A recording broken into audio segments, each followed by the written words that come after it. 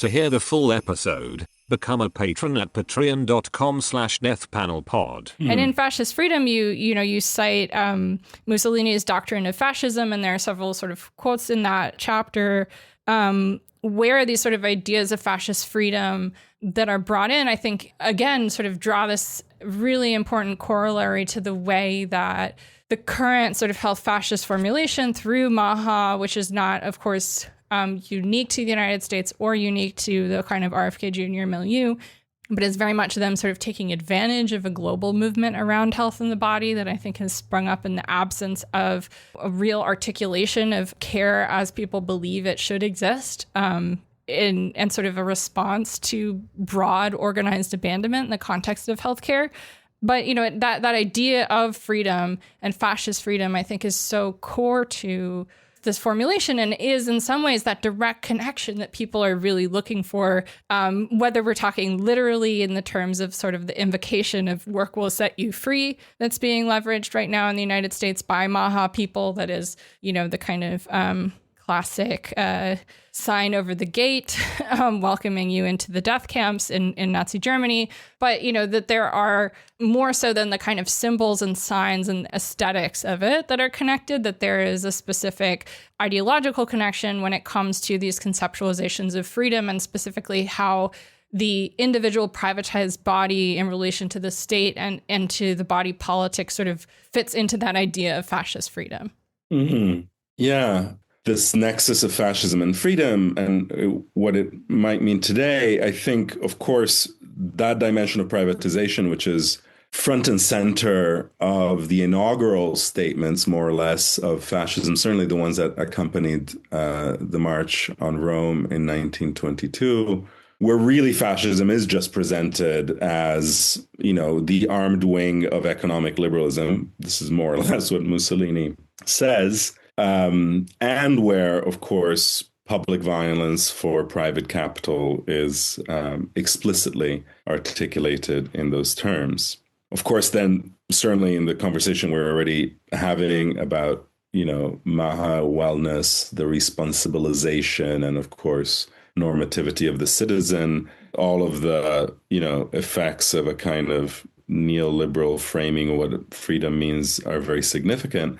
But I think there's also other dimensions which come into play here.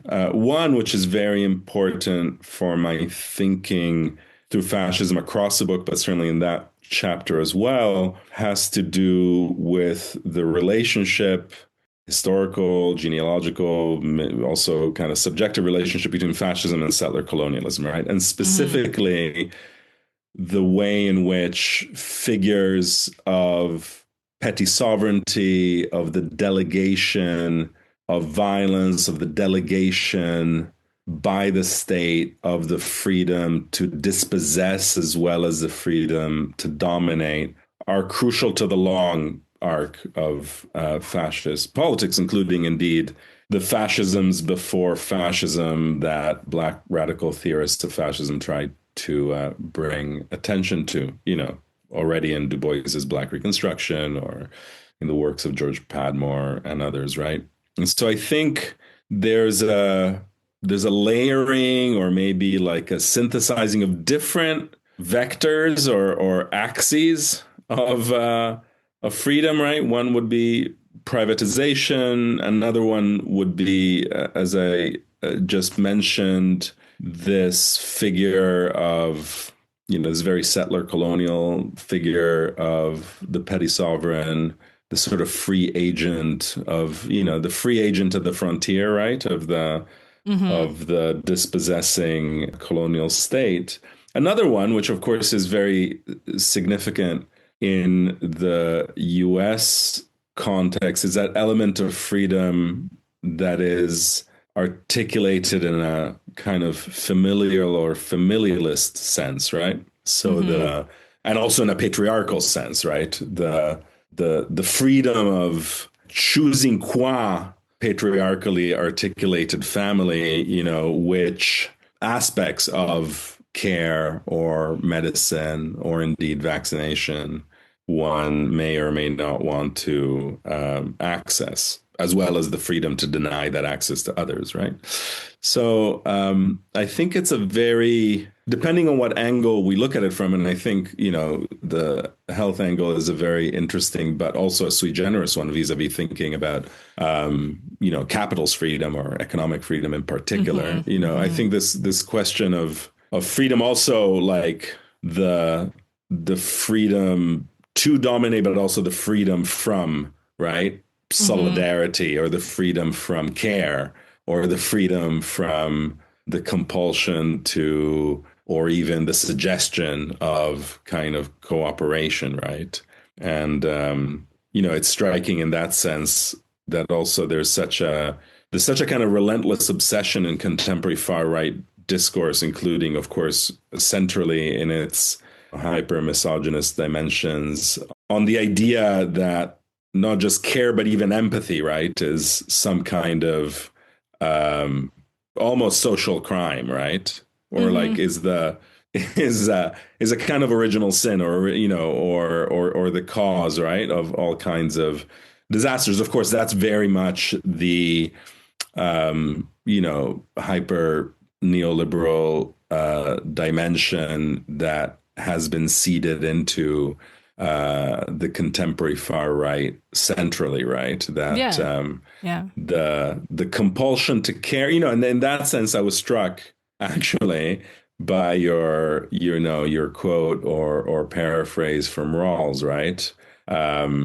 That it was morally irrelevant to think of those edge cases because, quote, it can distract our moral perception by leading us to think of people distant from us whose fate arouses pity and anxiety. Exactly. I mean, and what, we could even stretch this to, the sort of narcissistic moneyed monstrosity that is effective altruism, right? Yes. These kind of where we're in fact like care will kill us all, right? Like that's more or less the message that, empathy or care or solidarity, God forbid, once algorithmically gamed out, or once run through the computation of various data centers, will prove themselves, right, to be like the source of the extinction of humanity, or indeed of nature, right? Like that's kind of, I find that really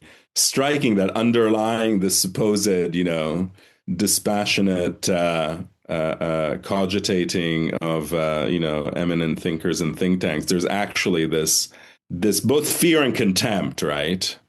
For the politics, the collective politics of care, not just as a politics of vulnerability, but also as a politics of uncertainty, right? Or of uncertainty, of experimentation, of reliance on others, right? And I think on the non-computable, in a sense, right?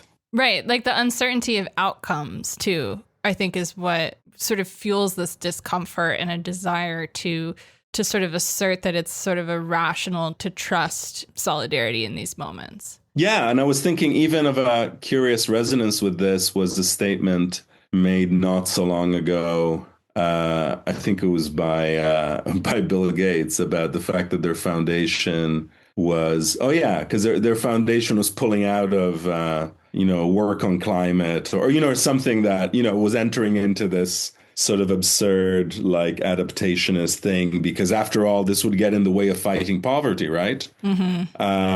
So again, this idea that somehow, like a politics of care and solidarity, or a politics of defense and protection for, certain natural planetary orders, non-human life, etc., is actually itself like secretly evil, right?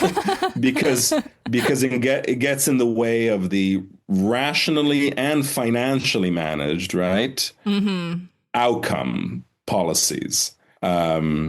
And therefore, it's in a sense, and I think also, maybe this is also one of the things that explains the very, in itself not particularly shocking, though shocking to some, but, the very rapid pivot, right, of eminent liberals and neoliberals to like full on, complicity with jackboot loving ethno-nationalists, right, is also this, right? Like the sense that the real nemesis, right? Or, to go with Peter Thiel, right? Like the real antichrist is Greta Thunberg, right? Like, the one that will get in the way of the dominion of Western reason. And therefore this must be kind of stopped at all costs, even if you have to make alliances with unsavory figures. No, absolutely. And I think, why I really appreciated that chapter in particular, the fascist freedom chapter, is that, I think a lot of people have looked at this moment and looked at the role that health has,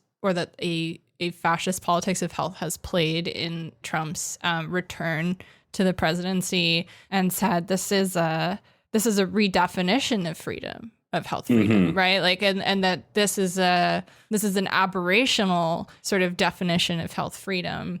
And, to the point you make in that chapter, and to what we've been, basically talking about this whole time, that's actually not, right? This is not a redefinition of freedom. This is a very classical liberal definition of freedom, which is that this is the right of a dominant population to be unencumbered by people who are cast as burdens, as ideological threats or contaminants, right? It's like freedom that's secured through hierarchy, whether that's racial hierarchy or economic hierarchy, freedom to exclude, to dominate, to purify the personal individual body, but also purify the social body.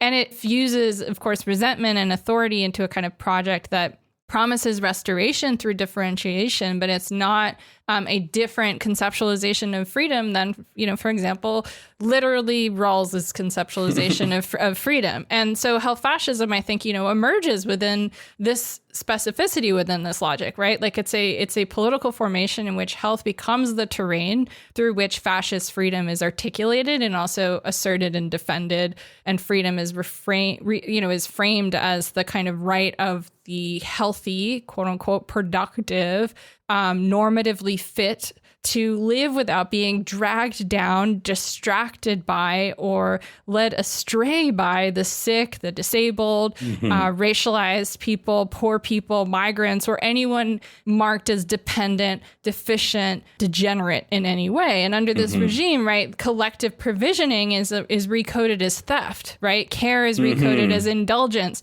and structural obligation is recoded as oppression, but freedom itself is not redefined.